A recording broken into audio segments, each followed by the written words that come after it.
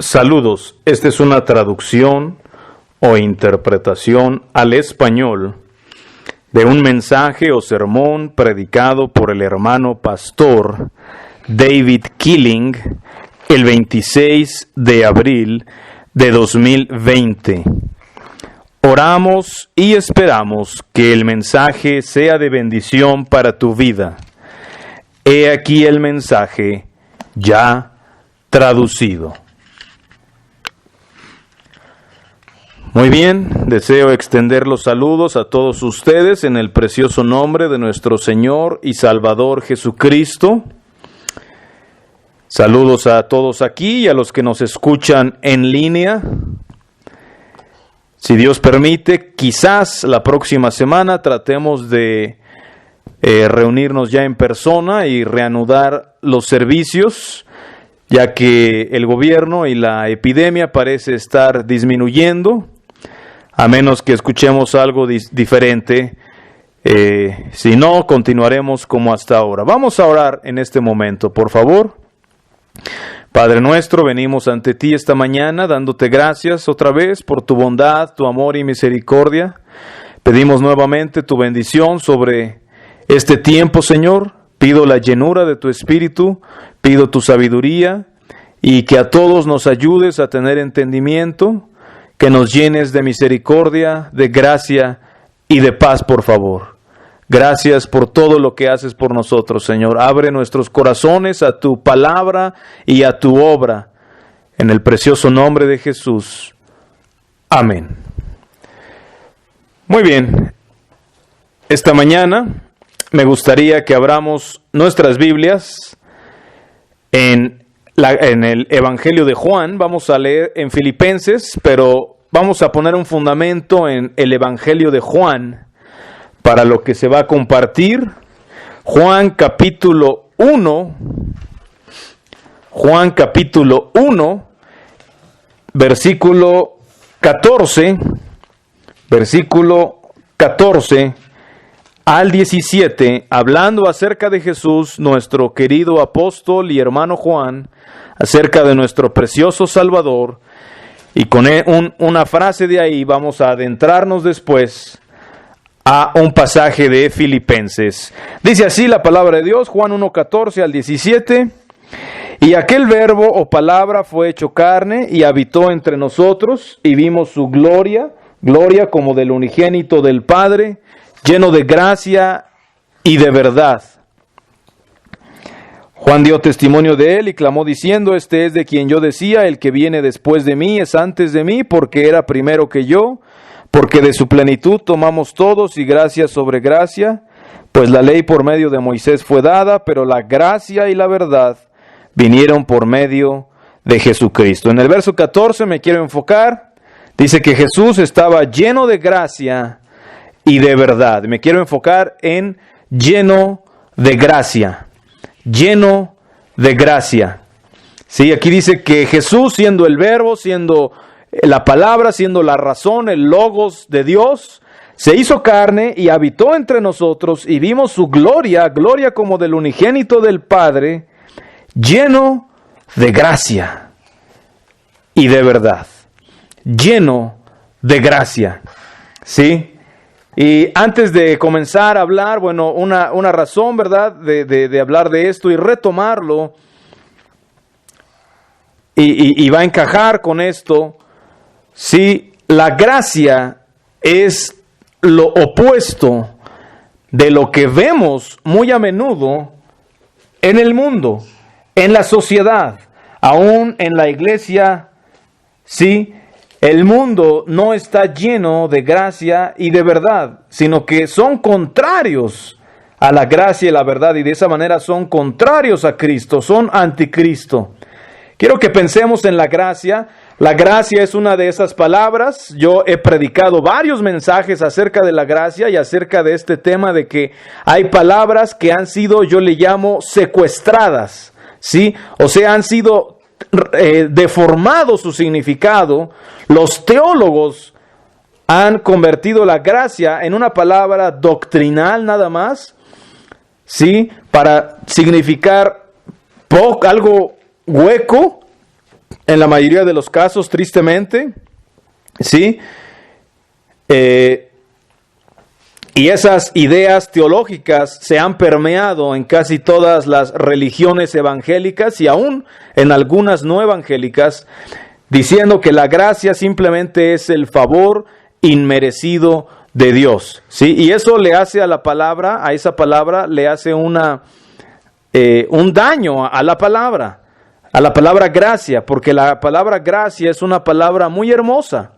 Cuando pensamos en algo lleno de gracia, en algo agraciado, lo primero que viene a la mente no es simplemente algo que no merecemos, sino algo bello, algo que fluye, algo hermoso, ¿sí? Poniendo un ejemplo muy burdo, si vemos un pájaro que está volando con gracia, ¿sí? Está flotando, está volando muy bonito, de manera suavecita, de manera ligera, es agradable a la vista incluso. Cuando un pájaro dice que vuela con gracia, ¿sí?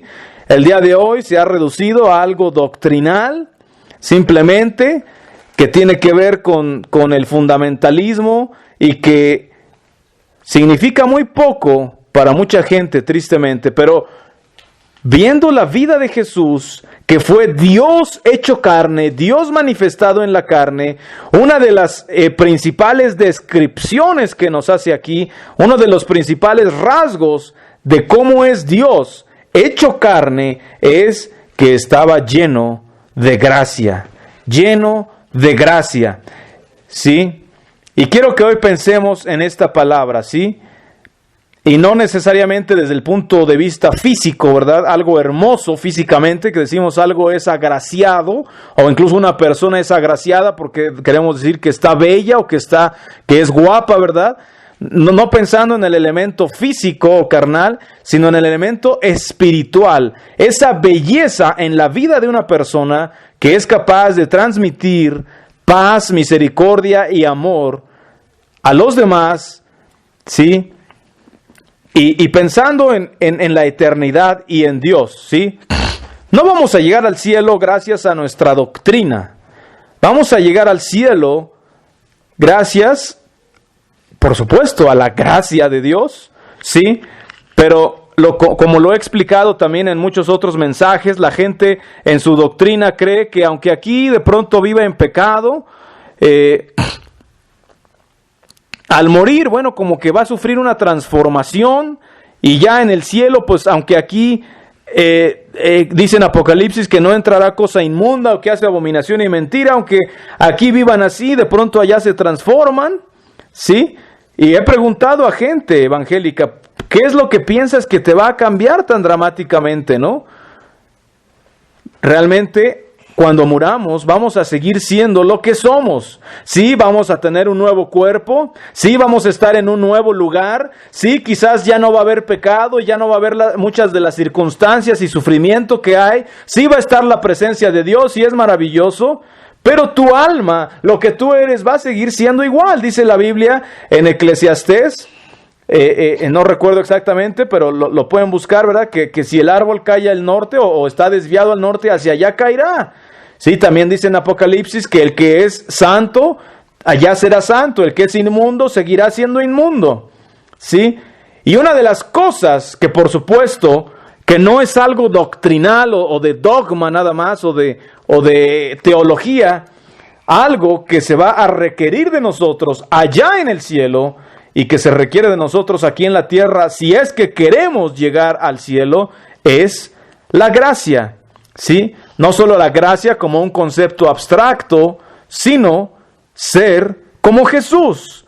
Él era lleno de gracia, y de esa manera podemos pertenecer y encajar con Él en el cielo. Y dice aquí lleno de gracia y de verdad. Mucha gente cree tener la verdad o tiene la verdad, pero como decía A.W. Tozer, o dijo una vez, mucha gente tiene la verdad, tiene la teología correcta, puede ser tan recta como una escopeta y aún así tan vacía, ¿sí? Tristemente, mucha gente tiene la verdad, pero es algo hueco, ¿sí? ¿Qué es la verdad? Bueno, pues 2 más 2 son 4. Eso es verdad. Pero ¿eso en qué te cambia la vida? En nada. Así puedes tener un conocimiento, una creencia de la verdad, pero sin la gracia la verdad es algo hueco, es algo vacío, es algo aún engañoso y es algo incluso que no tiene valor alguno. Por sí sola, la verdad sin la gracia. Por eso este versículo las pone juntas en la persona de Jesucristo. ¿Sí? Él estaba lleno de gracia y de verdad. Con estos pensamientos, teniendo en mente a Jesús, que es a quien queremos imitar, vamos a Filipenses, capítulo 4, para leer allí.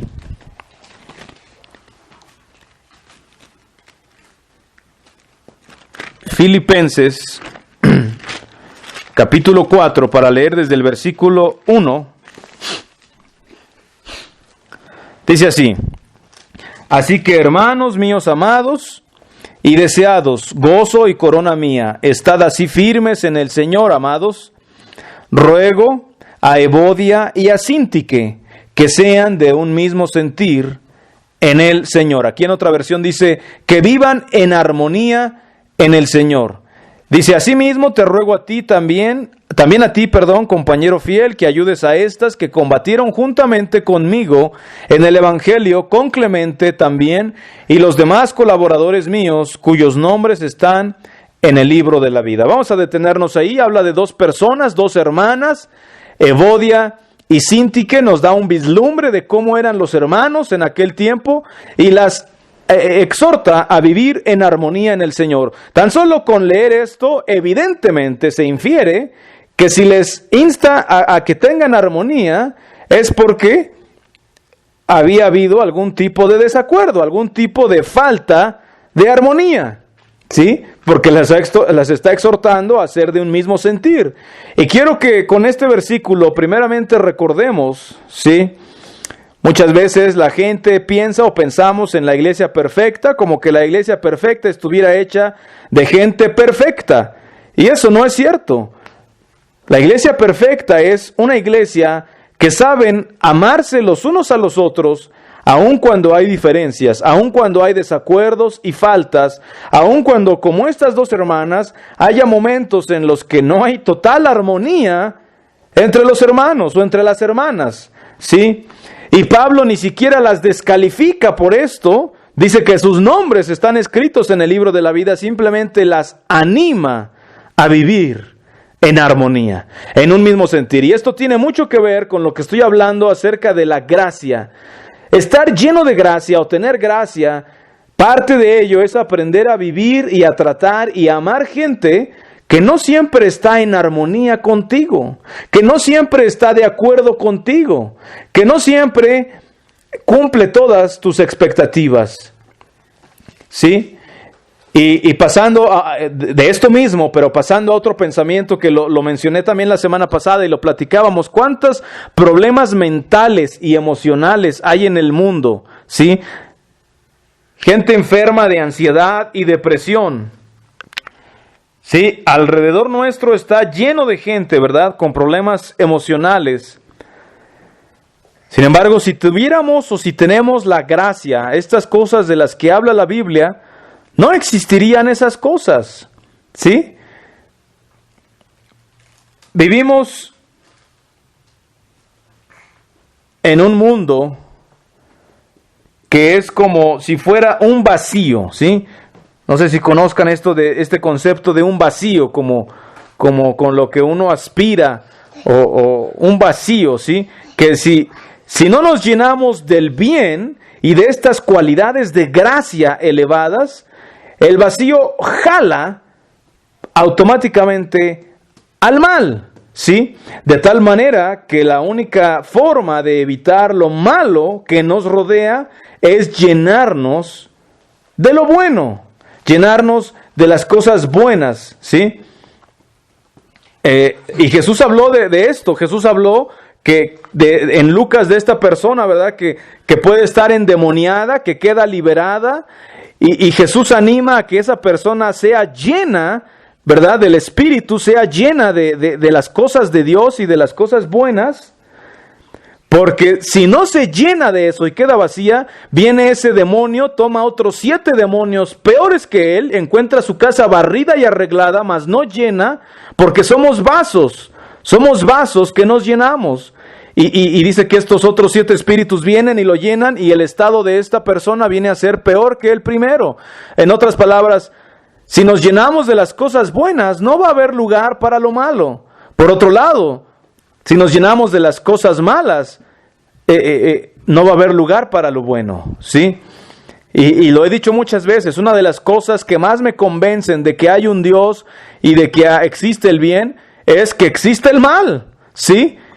Y aquello que persigamos, aquello en pos de lo cual vayamos con prosecución, con fervor, es de lo que nos vamos a llenar, ¿sí? El bien y la gracia no es algo que nada más nos va a llegar mágicamente del cielo, es algo que hay que seguir, ¿sí?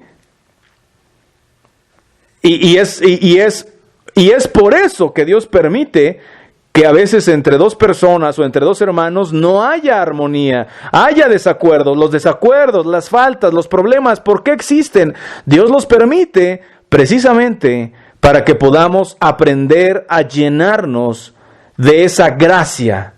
Todo problema, toda prueba, todo desacuerdo, todo pecado en alguien más, toda enfermedad, toda cosa nos da una oportunidad de aplicar mejor estas cosas que tan fácilmente olvidamos, ¿sí? Constantemente tenemos que seguir persiguiendo estas cosas y seguir decidiendo esto. A veces lo olvidamos. Verso 4 dice, regocijaos en el Señor siempre. Otra vez digo, regocijaos.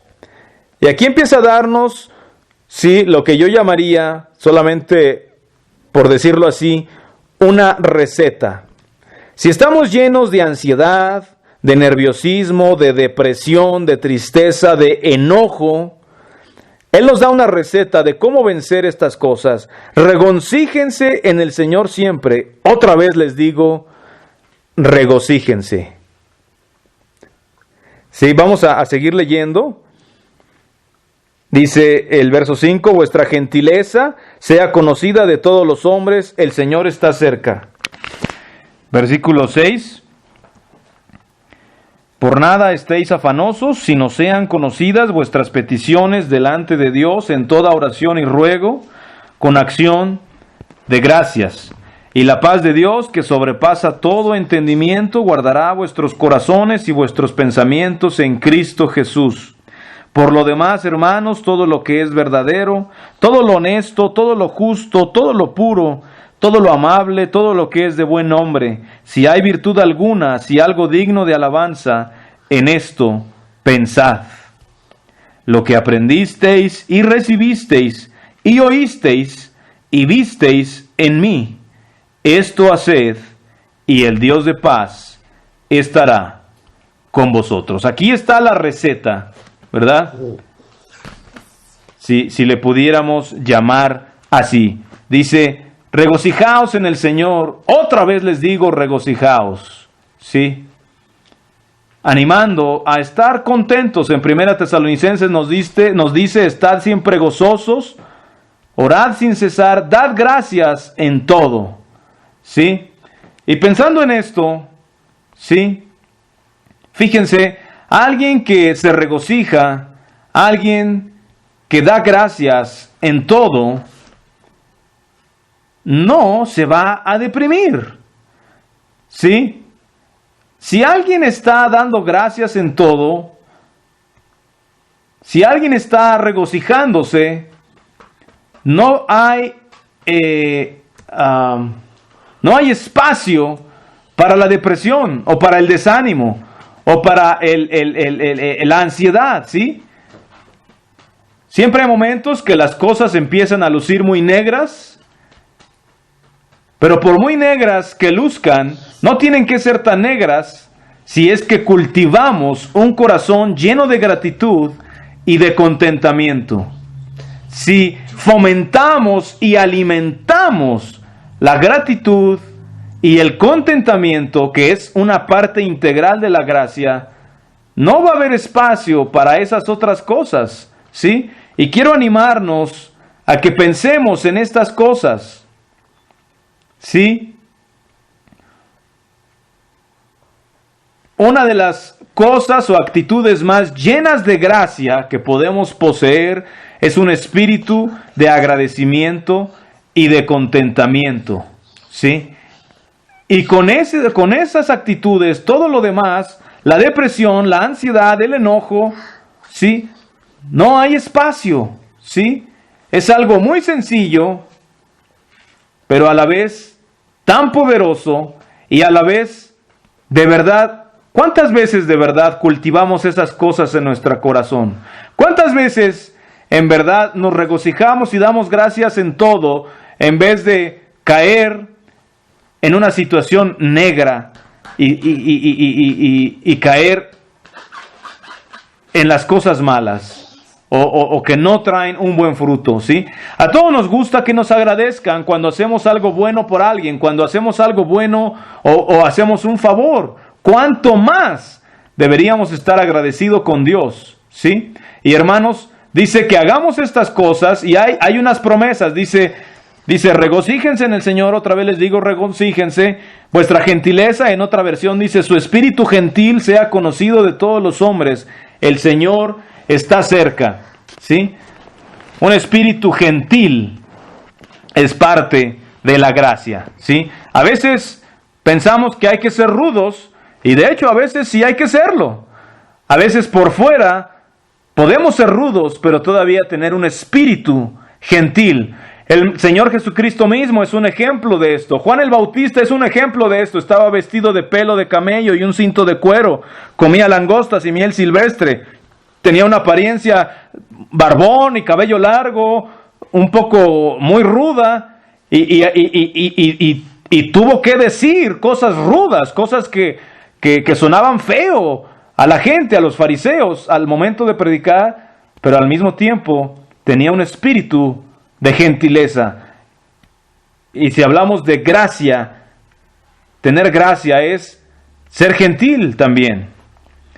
Luego dice, por nada estén afanosos, sino sean conocidas sus peticiones delante de Dios en toda oración y ruego con acción de gracias.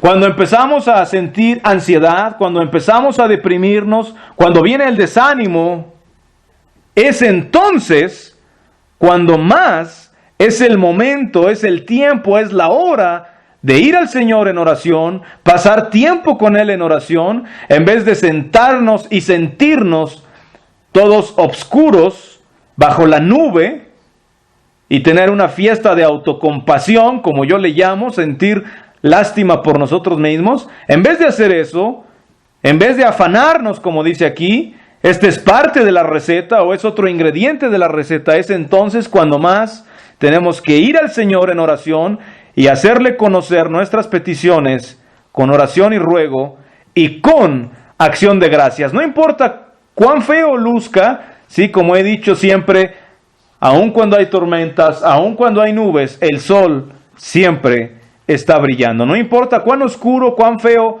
siempre hay bien en medio de lo malo. Y eso nos rodea, ¿sí? Y este himno que cito, ¿verdad? Cuenta tus bendiciones, una por una. ¿Cuántas bendiciones?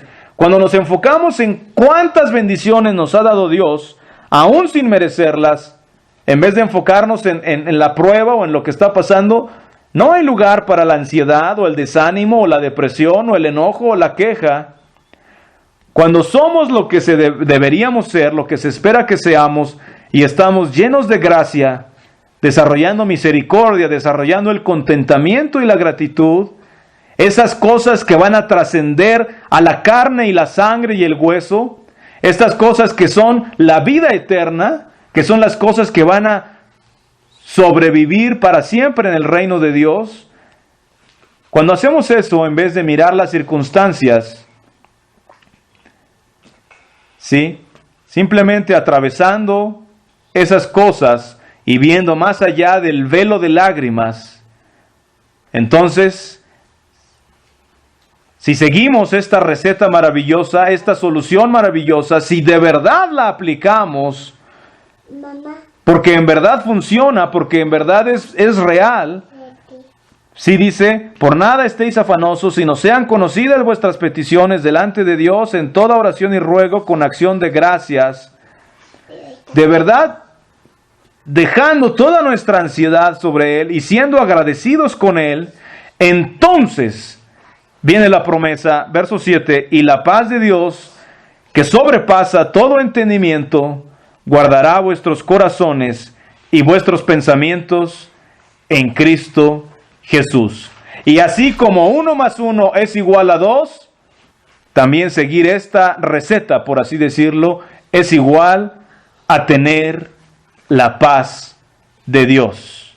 No dice, y la paz de Dios que sobrepasa todo entendimiento, quizás guarde sus corazones.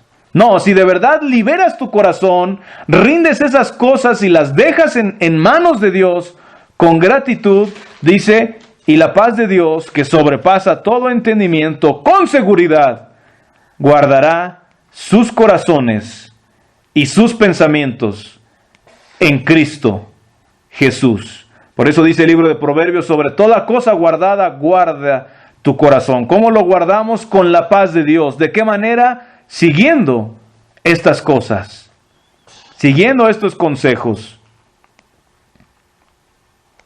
¿Podemos ser agradecidos? ¿Podemos dejar ir las cosas? ¿Podemos descansar en el Señor? ¿Por qué el mundo está lleno de caos? ¿Sí? ¿Por qué los demonios parecen controlar a tanta gente? ¿Por qué? Porque la gente no está aplicando estas sencillas enseñanzas en sus vidas. Y la paz de Dios, qué precioso, y la paz de Dios que sobrepasa todo entendimiento, guardará vuestros corazones y vuestros pensamientos en Cristo Jesús. ¿Quieres tener un corazón con paz? ¿Quieres tener una mente sana y limpia? Una mente sin enfermedades mentales. Así se hace.